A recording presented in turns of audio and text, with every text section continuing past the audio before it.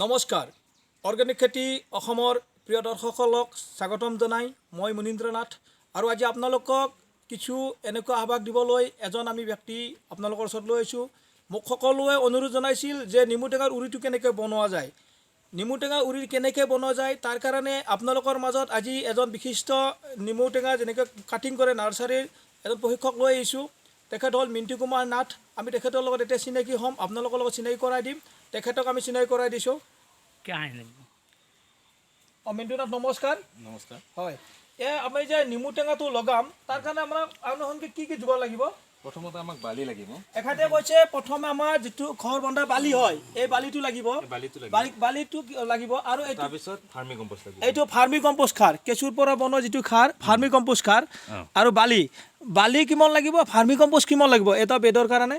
বালি এইটো আমি যদি আমি 2:1 হয়, অৰ্থাৎ আমি যদি এইটো এবাল্টিং লওঁ তেতিয়াহ'লে ফাৰ্মি কম্পোষ্ট হাফ বাল্টিং ল'ব হয়। তাৰমানে তেখেতে কৈছে যদি আমি এইটো এবাল্টিং লওঁ তেতিয়াহ'লে আমি হাফ ল'ব লাগিব ফাৰ্মি কম্পোষ্ট খাৰ। এনেকুৱা ফাৰ্মি কম্পোষ্ট খাৰ আমি হাফ ল'ব লাগিব। আমাৰ প্ৰথম যোগাৰ এইখিনি হ'ল। দ্বিতীয় যোগাৰ আমাক লাগিব এইটো কি? হৰমন লাগিব। এইটো আমাক হৰমন, এইটো কাটিং হৰমন, এইটো আমাক লাগিব। আমাৰ তৃতীয়তে লাগিব আমাক কি লাগিব? এখন কেঁচি হয়, অনলাইনতো পায়, এনেকুৱা এখন কেঁচি লাগিব। গতিকে আমাৰ এইখিনি হ'ল। তাৰপিছত আমি নেমুটো কাটিং কৰিব লাগিব, নহয় জানো? এইটো একেলগে মিলাব লাগিব, এইখিনি মিলাব লাগিব। ঠিক আছে, আমি মিলাই দেখুৱাম, আপোনালোকক দেখুৱাম। কিন্তু এতিয়া আমি যাম এই নেমু টেঙাৰ গছত, যি নেমু টেঙাৰ আমি কাটিং কৰি আনিম, আপোনালোকক তালৈকে লৈ যাম বলক। এনেকুৱা আমি নেমু টেঙাৰ পৰা ডাল এটা কাটি লৈছোঁ, যিটো আমি মাতৃ গছ হয়, এই মাতৃ গছৰ পৰা এনেকৈ ডাল এটা কাটি লৈছোঁ। এইটো চাওক, এনেকুৱা আমি এটা কথা মন কৰিব লগা মিণ্টু নাথ, এই পাতকেইটা যে আছে পাতকেইটা ওপৰৰ ফালে হ'ব লাগে, নহয় জানো? ওপৰৰ ফালে হ'ব লাগে, গুৰি দি এটা কাইট থাকিব লাগে। এতিয়া গুৰি দি এটা এনেকুৱা কাইট থাকিব লাগে আৰু ওপৰৰ ফালে পাতবিলাক এনেকৈ ওপৰৰ ফালে হ'ব লাগে। এইটোত গুৰিত কাইট নাই, এইটোৰ পৰা নহয়, ইয়াতে গুৰিত কাইট নাই, এইটোৰ পৰা নহয় বুলি কৈছে এখেতে। ঠিক আছে, আমি এনেকৈ এটা ডাল লৈ লওঁ, যিটো নেকি ডাল লৈ লওঁ পাতবিলাক ওপৰৰ ফালে থাকে আৰু এইটো মানে নতুনো নহয় বহুত আৰু পুৰণা আৰু গছটো বেছি নতুন নালাগে আৰু বেছি পুৰণা নাথাকে, অৰ্থাৎ মানে এনেকুৱা গছ লাগে আৰু যিটো মঠনীয়া বুলি কয়, এনেকুৱা গছ লাগিব। ঠিক আছে, কেনেকৈ কাটিব লাগে তেখেতে দেখুৱাব। এতিয়া আমি দেখুৱাইছোঁ তাৰমানে কি কেনেকৈ কাটিব লাগে। তেখেতে কাটিছে, এনেকৈ কাটিছে, কাটিয়াৰ লগে লগে আমি এইটো বাল্টিঙত পানী আছে, পানীত ডুবাই দিছোঁ।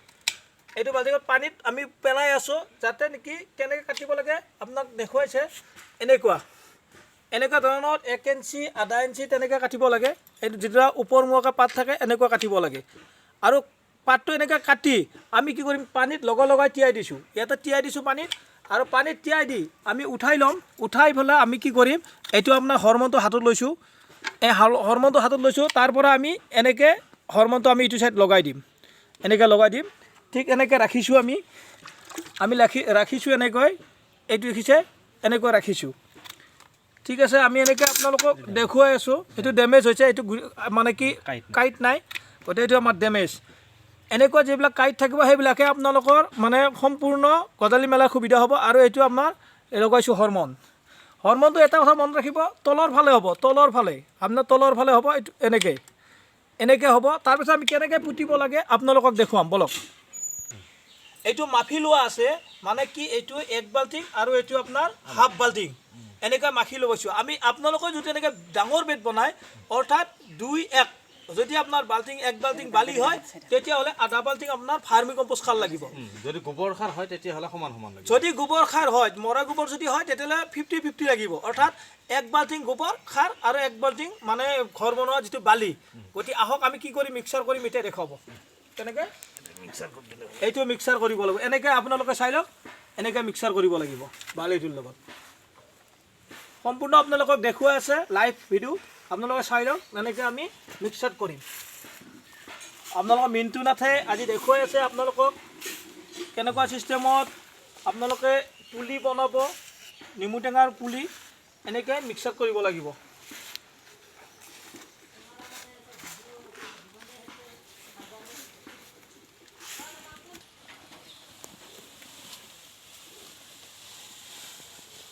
মিক্সাৰ যেতিয়া হৈছে আমি এনেকৈ বেডটোত ঢালি লৈছোঁ, যিটো বেডত আমি বনাম তেনেকৈ ঢালি লৈছোঁ।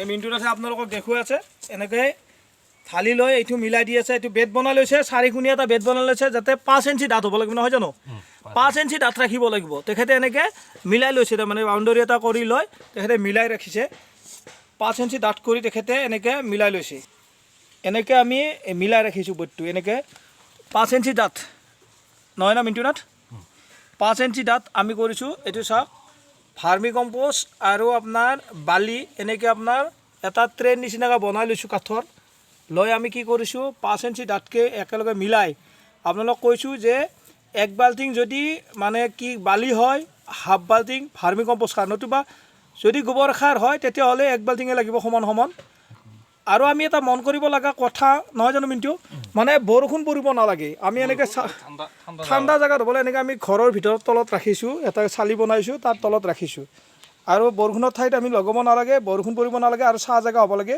ৰ'দ যাতে নপৰে এনেদৰে আমি বেডটো প্ৰস্তুত কৰি লৈছোঁ তাৰপিছত আমি কেনেকৈ পুলিটো লগাব লাগে আপোনালোকক দেখুৱাব এইটো আমি যিখিনি কাটা পুলি এইখিনি আমি লগাই লৈছোঁ এই যি হৰমন লগোৱা আছিলে এই পুলিখিনি আমি কেনেকৈ পুতিব তেখেতে দেখাইছে এই আপোনালোকে চাওক তেনেকৈ তাৰমানে কেনেকৈ লগাইছে হৰমনটো তলফালে নে ওপৰফালে হৰমনটো তলফালে দিছে দি পাতটো থিয়াকৈ ৰাখিছে দেখিছে আপোনালোকে এনেদৰে লগাইছে আপোনাৰ যিখিনি পাত আমি হৰমন লগাই ৰাখিছিলোঁ এই পাতখিনি আপোনালোকে চাওক এই হৰমন লগা পাত আছিলে যে আপোনালোকক দেখুৱাইছিলোঁ এই পাতখিনি তেনেকৈ কেনেকৈ পুতিছে এনেকৈ পুতি থিয়া ঠিকে পাতটো থিয়াকৈ লৈছে হৰমনটো তলফালে এনেকৈ লগাইছে এইটো হৰমন চাওক আৰু দেখাইছে আৰু এইটো হৰমন লাগি আছে এইটো চাওক হৰমনটো তলফালে লগাইছে এনেদৰে তেখেতে পাতবিলাক পুতি ৰাখিছে হৰমনটো তলফালে চাওক এইটো হৰমনটো তলফালে ৰাখিছে আৰু এবাৰ দেখক হৰমনটো এইটো চাব এইটো হৰমন এই হৰমনটো তলফালে এনেকৈ খালী আছে এইটো চাওক খালী কটাটো ওপৰফালে হয় ন কাঁইটটো ওপৰফালে হয় কাঁইটটো ওপৰফালে এনেকৈ পুতি গৈছে তেখেতে এয়া তেখেতসকলে এনেকৈ পুতি আছে এয়া চাওক অলপমান ছাইড কৰি দিব এয়া চাওক এনেদৰে পুতি ৰাখিছে হৰমনটো মানে কি তলৰ পিনে কাঁইটটো ওপৰফালে এইটো চাওক